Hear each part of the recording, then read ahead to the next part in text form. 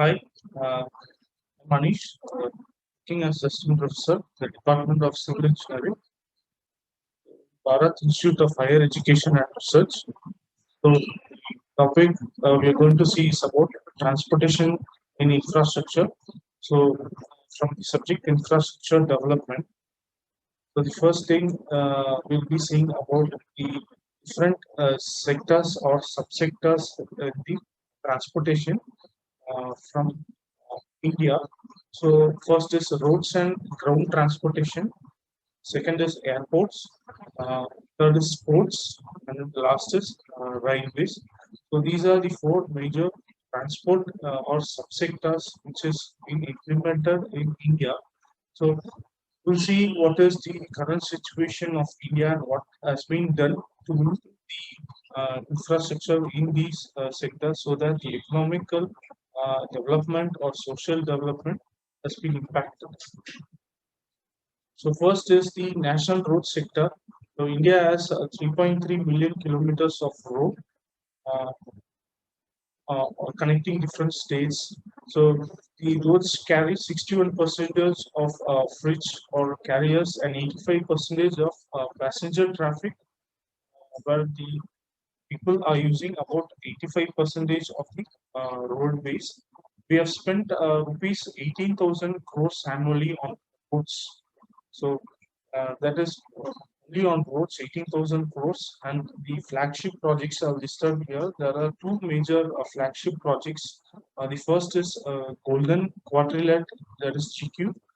National Highway, that is given by the National Highway Development Program NHDP Phase 1, where it is connecting the major cities, and in between uh, uh, the connection of cities, there are the uh, sub cities which are connected in that national highway. So the second project of the NHDP Phase 2 is the National South-East West Quadrilateral. So where the north to south, the uh, road is laid from Kashmir to Kanyakumari and from uh, the west to the east. So these two are the major project phase one and phase two by NHDP. So both these projects are being scheduled, no, began scheduled due to finance and implementation issues. So it is not yet completely completed. So that is due to the finance and implementation issues. Both projects are near completion. So here we can see the national highway. Key players for national highways are NHAI, that is National Highway Authority of India, a government-backed organization. And then MOSRTH, that is Ministry of Surface Road Transportation and Highway, government ministry. Uh, these two are key players, and then the key programs are NHDP, where the financial support for the two phase one and phase two project for India, uh, and the Central Road Fund. So these two are the key programs that place in the national highway. So here we can see the NHDP at a glance, or in the NHEI dot organization, the phases of this project. So first phase is NHDP 1 and 2, balance work of GQ, and that is golden quadrilates and east-west and north-south quadrilates. So the length is covered up to 13,000 kilometers, and then initiative cost are coming under 42,000 crores. And then the phase 3 project for 4 lane. So extending the lanes of for these phase 1 and 2 is the phase 3 project. So four laning of the roads, which up to the length of 10,000 kilometers, and the initiative cost for that is around 55 crores. And then the NHDP phase 4 project is two laning for the remaining roads, that is up to 20,000 kilometers, and the expense is around 25,000 crores. So, and then NHDP phase 5, six laning of selected stretch is around 5,000 kilometers, and the initiative cost of rupees 17,500 crores. And same for NHDP Phase 6 development of expressway of 1,000 kilometers, where it is point-to-point connection. It doesn't connect intermediate cities, and initiative cost for that is around 15,000 crores. Then the last is the NHDP Phase 6, the ring road bypass, grade separation, service road, etc. So the length of those projects are not available in the NHAI organization website. And then the initiative cost for those remaining balance is around 15,000 crores. So total length of the road initiated by the NHDP program is around 45,000 kilometers, and the initiative cost is around 1,69,500 crores. So this is the status of the NHDP program. And national road, what is proposed for the national road? A lot of work is going on and will go on. For instance, four laning of 7,000 kilometers of NH, that north south east west coordinate. So two laning of 20,000 kilometers of NHDP phase 4 of highway with uh, only one lane. Six laning of 6,500 kilometers of four lane golden quadrilates. This is the NHDP program, and a lot of money is spent for NHDP plan to invest 2,20,000 crores by 2012, taken from the 5-year plan. Then the 10th plan is of 60,000 crores invested, and 11th 5-year plan has 1,80,000 crores proposed. So some government reforms that has been initiated. NHAI given more independence to select and implement project in order to aid speedy development of infrastructure, so that there is more economical growth.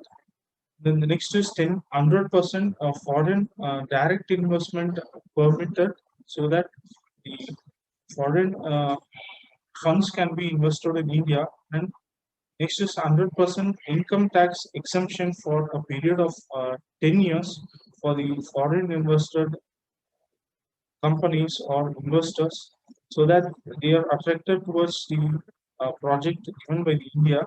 And then automatic tolling proposed to reduce operational costs to on toll roads, so that the money invested towards employment can be reduced as it is automated. And then the, even for the people who are traveling in the automated service, can the reduction of fuel can be the consumption of fuel can be reduced as the waiting period will reduce. And planning for expressways undertaken in the 11th 5-year plan. So these are some of the reforms. Then the next is PPP, that is private public partnership in road and transport. NHDP phase 1 and phase 2 were publicly financed through fuel and federal grants. So that's how the PPP has been initiated. So NHDP phase 2 and phase 3 to 7 will be undertaken in PPP mode. So toll collection will be used to finance the project. So as uh, they are the supporters for the project through funds. So viable gap funding, there is VGF. If the project is not commercially viable through collection of tools and other revenue generated generation mechanics, so VGF funding will be provided as a grant to bridge the gap between revenue generated and outlay. So total value of VGF can be of 40% of the total project cost. So contractors will be awarded to the firm uh, or consortium that require the least amount of viability gaps funding. So that is the VGF. Then more PPP reforms, so that the more private sectors are involved in the public sectors, that is the negative grant. This is the opposite of VGF. If a project is expected to be very profitable, firm or consortium that is planning to bid for the project uh, might offer a portion of the profit to the government, thereby providing revenue to the government. So this is the negative grant.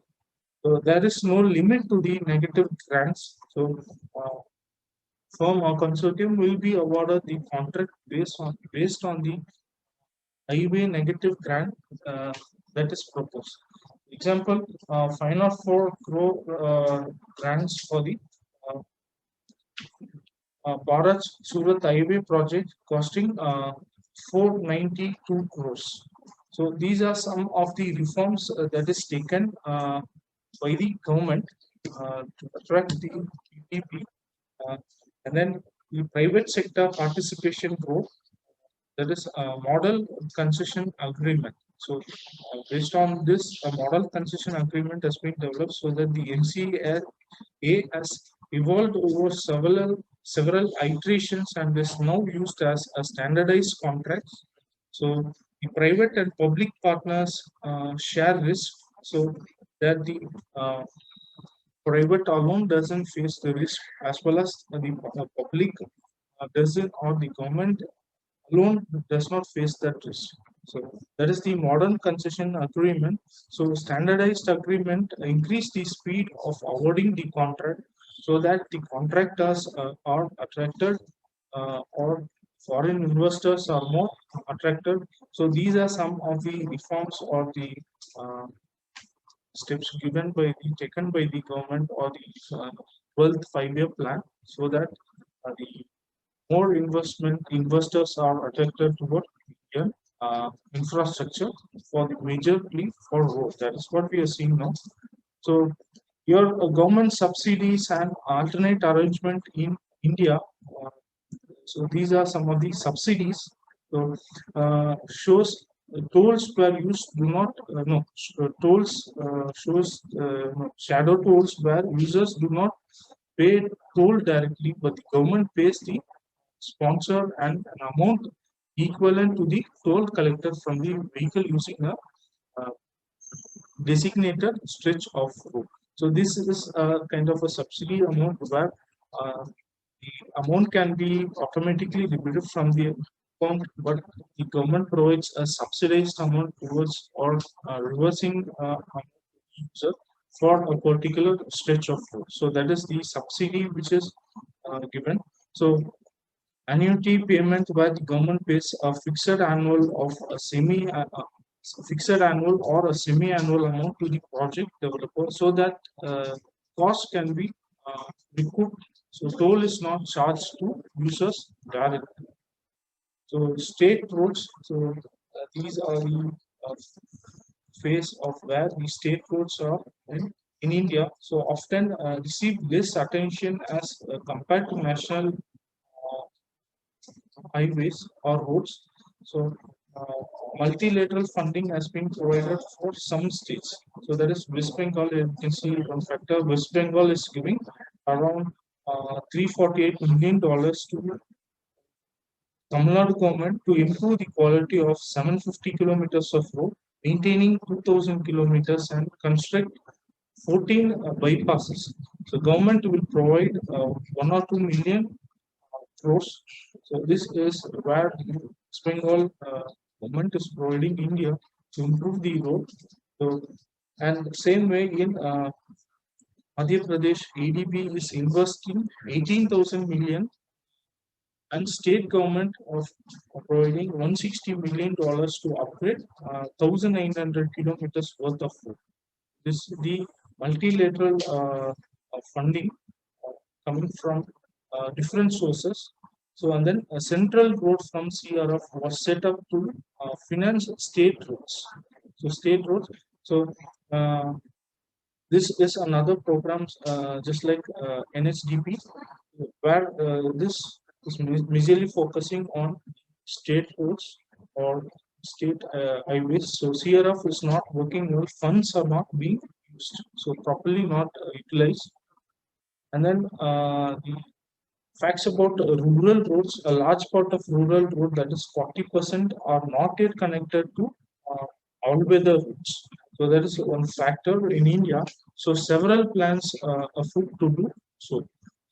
Here, 1,000 applications to be connected to all-weather roads in 11th five-year plan given by the government. The 11th year of five-year plan, 1,000, there is minimum of 1,000 habitated area must be connected to all-weather roads. So here, next is 1.72 lakhs of unconnected habitation will be connected in the 11th plan. So if it is not properly connected, if it is an isolated or backward caste area where there is less amount of people. So by 11th five-year plan, it says that nearly 1.72 lakh. So unconnected habitation will be connected. And here the third is Pradhan Mantri Grand Sadak Yojana, that is PMGSY, has been set as a center funded scheme to provide funds for rural. So this is a government aided program, so to develop the funds for the rural roads and rural infrastructure development funds, RIDF, has also been set up to provide funds for rural development. And these are some of facts where the rural roads are in, and the plans or commission given by the government by the 11th five-year plan. And here we can see some issues or challenges with roads in India. So land acquisition for road alignment.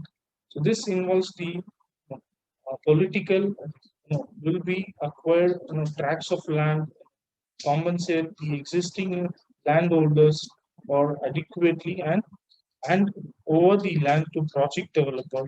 Very often this process is time consumption and lead to delay. So there is a delay or misconception that acquisition of land from the landowners and providing another land to the landowners, as well as the provision of the acquired land to the project in charge. Okay, so there is a time delay. And second is environmental and societal concepts, regarding displacement of people, deforestation, etc. So where here we can see NGOs and special interest groups often raise these issues. NGOs and non-government organization and special interest groups, non-funding, non-government funded agencies, they raise these issues related to environment or deforestation or displacement of people from or relocating the people. So here we can see an example in the NIC Cordial project. So in Karnataka, this was an example, and this led to delay in this concern and not effectively migrated. So that project is delayed. Uh, so uh, continuation. So ridership concern traffic, the exact traffic that should be charged, no, according to varying category of consumers is a different decision that must be made. In addition, there are always risks that by adding a toll charge, the ridership on the road might decrease, leading to an inefficient project. So the project which is constructed actually due or used for every people. So if it is the charges are in a different manner, the usage of that project might lead to less consumption, and the project becomes a failure. So till now we have seen about the road or ground level transport in India. So now we will see about airport sector. So new airports that is constructed, that is two greenfield airport in Bangalore and Hyderabad, using 1,300 crores each are being built and nearly completion. So by now it has been completed. So and then 35 new non-metro airports are to be developed around the nation. So that is the new project implemented by the government for the airport sector, and by the private, privatization in airport. this is another thing. So privatization in airport, in greenfield airport, are to be developed in the PPP mode. So uh, and then that is on Bangalore. So and then uh, Hyderabad is being developed by consortium headed by GMR, and Bangalore by consortium headed by L&T. So modernization of Delhi, that is led by GMR groups, and L&T are playing this major role in these two airport and as well as Delhi for modernization or renovating, and Mumbai led by GVK private companies. So airport are already undertaken. So these modernization are and the development or new project is developed is being implemented in these major cities, and modernization of Chennai and Kolkata airports are to be followed. So however, PPP might not be the answer. So uh, as it takes more amount of investment, and the private partnership programs are not that much well in these airport situation. So 10 non-metro airport, including Trichy, Trivandrum, and Shimonga, will be modernized by 2008. Here we can see they have by from the report taken from the 5-year plan. So rupees 1,500 crores through PPP has been implemented or initiated. So issues in the airport sector. So huge group of 24 percentage in this sector, and lot of delay and bottleneck in air travel due to inadequate infrastructure. So even if there's even there is more number of consumption of people using airways, there is a bottleneck where the infrastructure is inadequate to accommodate the uh, larger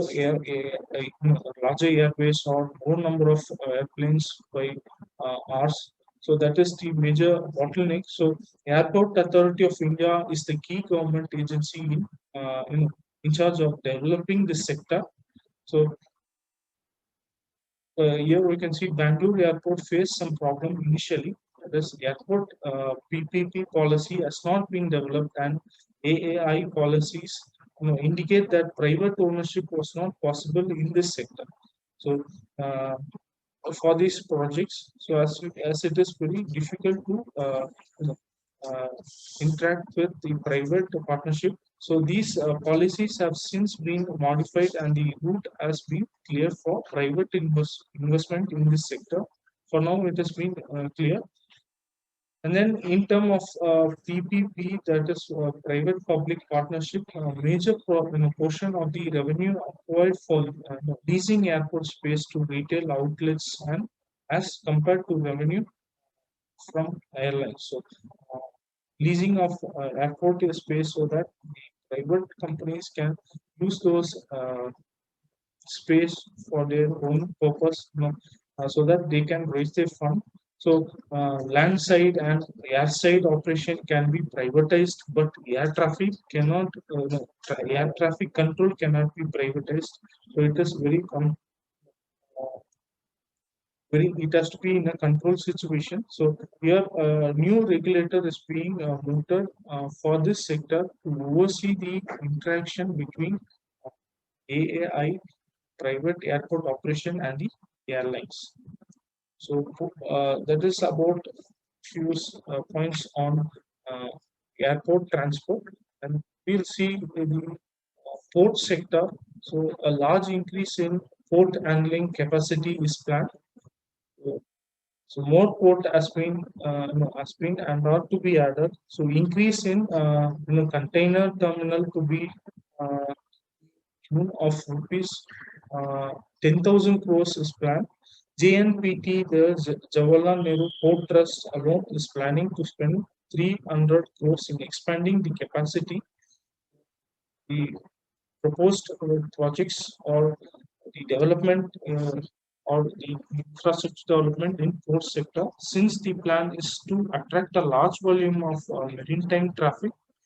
the objective in the port sector are to increase capacity of existing port and to add new port in order to decrease turnaround time of ships berth and to increase productivity so that there is proper transport or traffic in that area. If the port is being expanded, they can accommodate more number of the existing the storage can be increased and traffic also can be maintained. So more on ports. So focus is on increasing private sector participation. So this is also a sector where PPP is also trying is being implemented by the government. So model concession agreement is being prepared accordingly, so that the private sector alone doesn't face the risk for these projects, and fees will be collected on a licensing and revenue sharing model. So this is the focus of increasing the private sector participation. And TAMP, that is Traffic Authority for Major Ports, here is the regulator in this sector and does a good job specifying fair traffic. It is a program. So plans are afoot to improve the road and rail connection to port, thereby reducing the transportation cost on goods and making the port sector more attractive, so that the goods that is received through ports can be transported to the area where the goods are needed by the railways. If there is a railway connection, companies or private sectors will be attracted to use that port. Major goods are transported using boats or ships, so that the goods are transported directly to the industries. That's an example. So plans are being made to corporatize port to increase the operation efficiently. So this will lead to independence from central authority like Port Trust of India finds favor with port operation. So last is the railway sector.